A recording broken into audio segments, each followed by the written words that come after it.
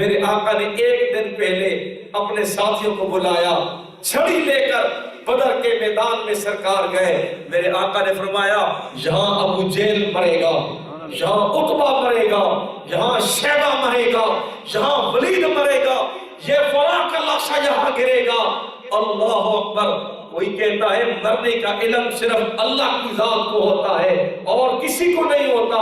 میں کہتا ہوں واقعی سارا علم میرے اللہ کے پاس ہے، لیکن اللہ جسے اپنی عطا سے عطا فرما دے پھر ان کی شان یہ ہوتی ہے۔ صحابہ کہتے ہیں ہم نے اپنی آنکھوں سے دیکھا، اگلے دن جس مقام پہ سرکار نے چھڑی لگا کے بتایا تھا یہاں فلاں مرے گا، یہاں فلاں مرے گا، یہاں فلاں مرے گا، اللہ کی عزت و جلال کی قسم ہم نے وہاں جا کے دیکھا بعینی اسی جگہ پہ عتبہ مرا ہوا تھا، شیبہ مرا ہوا تھا، ابو جہل مرا ہوا تھا۔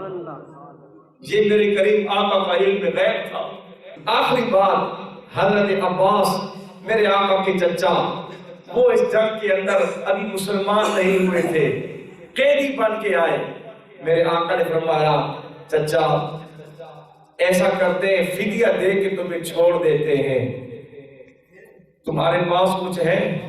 میں نہیں، میرے پاس کچھ نہیں۔ سرکار دیکھ لو، سوچ لو کچھ ہے؟ میں کچھ نہیں ہے۔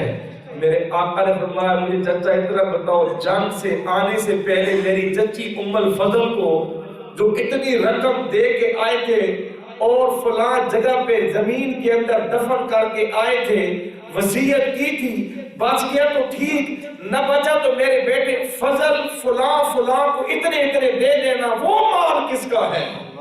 اللہ اکبر۔